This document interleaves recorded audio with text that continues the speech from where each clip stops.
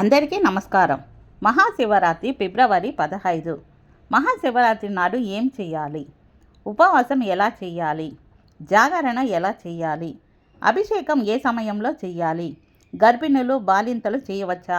మొదలైన వివరాల గురించి తెలుసుకుందాం. మహాశివరాత్రి నాడు ఏమి చేయాలి? ఒక జన్మంతా చేయాల్సిన సాధన ఒక శివరాత్రి రోజున చేస్తే చాలు. 1 ఉపవాసం, 2 జాగరణ, 3 శివాభిషేకం మరియు పూజలు. మహాశివరాత్రి రోజు ఉపవాసం ఎలా చేయాలి? ఉపవాసం అంటే తినకుండా ఉండటం కాదు, భగవంతుడికి దగ్గరగా ఉండటం, సేవించడం.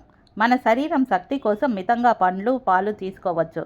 లేదా ఆరోగ్యంగా ఉన్నాను అంటే పూర్తిగా మహాశివరాత్రి రోజు నిరాహారంగా ఉపవాసం చేయాలి. మహాశివరాత్రి రోజున జాగరణ ఎలా చేయాలి?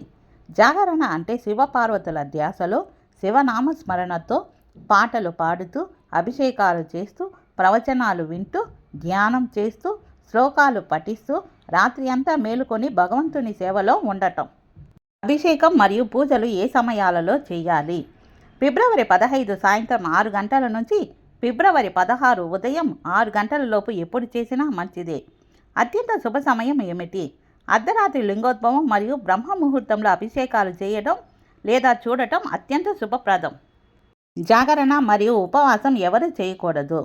అనారోగ్యంగా ఉన్నవారు, వృద్ధులు, బాలింతలు, గర్భిణులు, చిన్నపిల్లలు చేయకపోవటం ఉత్తమం.